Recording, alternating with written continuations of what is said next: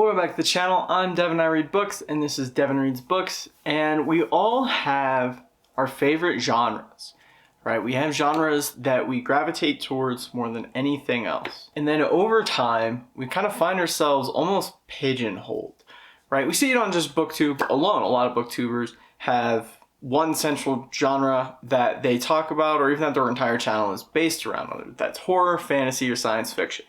Well, today I want to talk about some books that I really loved, I found I really enjoyed, while stepping out of my comfort zone, or at least a little bit out. So to start us off here, I have one series and one book that I want to talk about that are really just honorable mentions.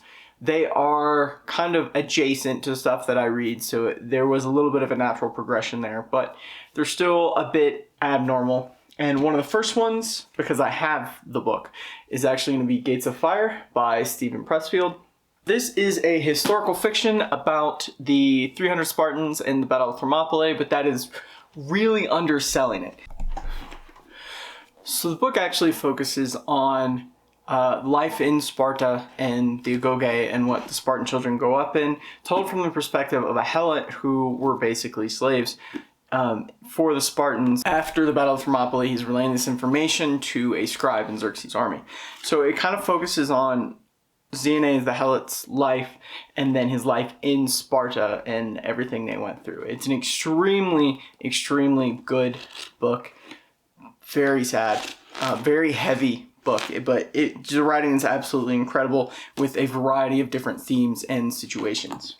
The second honorable mention I actually don't have anymore, and we'll get into why in a moment, but that was actually the ACOTAR trilogy. So Court of Thorns and Roses, A Court of Mist and Fury, and A Court of Wings and Ruin. I think I talked about them before in the very early days of this channel. I really enjoyed it. I read the first book on a whim. A girl I was seeing at the time loved it, and I enjoyed it. I didn't think it would stand out or anything, but I liked it enough that I wanted to continue. And then Mist and Fury was so good. So this whole trilogy for a long time was the poster child of romantasy and like fey smut, but the first three books don't really have a lot of that smuttiness. There's, I think, 2 intimacy scenes in Akhmov, and then only 1 or 2 in the third book in the trilogy. There's a lot more innuendo, but it's still not really like a focal point of the narrative in like any way. But the world was interesting, the characters were fun, and I was just hooked for those 3 books. The reason I don't have them anymore is I'm not sure it's something I would ever reread, maybe Audible, or potentially a Kindle reread. And then I told myself I was going to read books 4 and 5, which are very different. They are very romance heavy, if you get what I mean, and I think you do. So after like a year of not reading and putting them off, I just accepted that I was never going to. But I did really enjoy the main narrative that came with the first 3 books. Now let's actually get in to my stack. Now let's actually get into the 3 books that I planned to talk about. So the first one was a blind date with a book that I got, and it is a little bit adjacent to some stuff I read, but that is a cozy mystery, and it is Body and Soul Food by Abby Collette. So I say it's adjacent, but I don't think I've read like a mystery book in a long time. It's pretty much only been horror books that have a mystery element. I really liked this. So this was a blind date with a book, although I kind of knew what it was. I'd been eyeballing it beforehand because I wanted to read more mystery. I wanted to try a cozy mystery. This series specifically focuses on 2 twins, Kobe and Keaton, who were separated at birth, and then they reconnected, and now they're opening a restaurant bookshop joint thing. So it's like a little cafe with a bookshop. The big mystery in it is a character that is friends with Kobe, if I can get it to focus on the book and not my face, just dies mysteriously on a train. And so they kind of do the mystery, the Nancy Drew Hardy Boys thing, and kind of take it into their own hands to figure out what happened. And I really loved this. The characters were fun. I was really worried the mystery would kind of be watered down in any way, and it wasn't. It just, instead of feeling like CSI, it felt like Murder, She Wrote, and I loved that. I was here for it. So the second one is another romantasy, but a YA romantasy. And that is Song of Silver, Flame Like Night. There we go. By Emily Wenzel. I love this so much. So the book focuses on Lan, who grew up in what is basically colonized China. And what drew me into this was, one, I do kind of like some of the tropes that come with YA fantasy. So girl meets boy, mysterious magic, big adventure. I love that. I'm a simple man, all right? Sometimes I want something comfy, cozy, that I know not necessarily know what's going to happen, but I know what to expect, right? I'm not someone that is anti-trope. I just want them to be done well. And I felt this book was.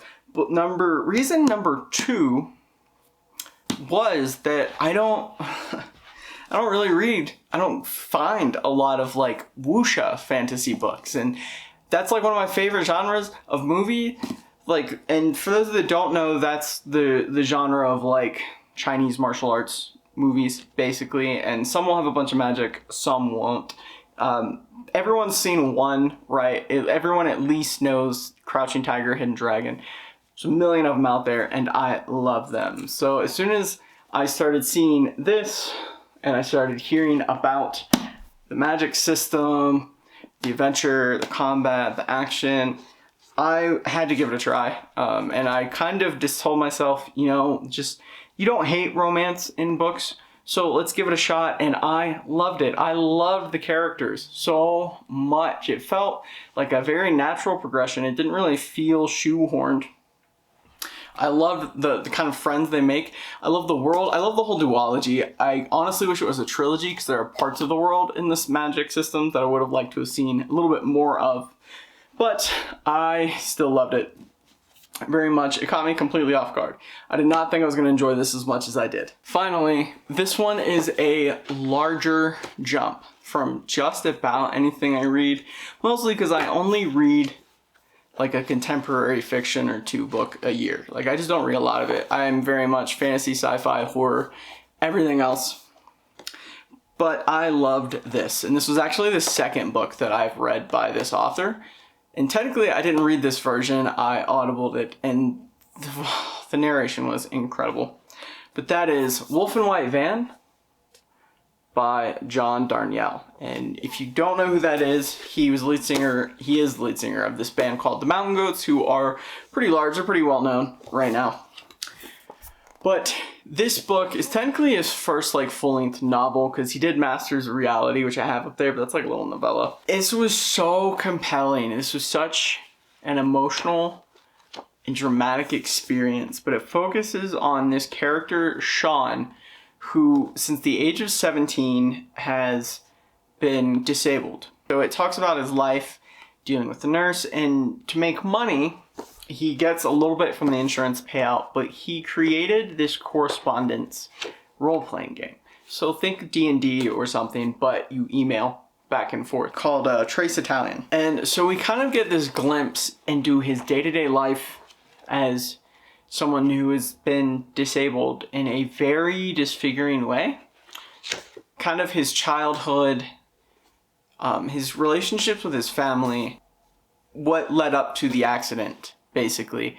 And then in addition to that, there's this other major plot element where 2 players of his game were kids, and they wanted to reenact or live the game in real life. And basically they did it in a dangerous way, and I believe 1 kid dies and 1 got injured.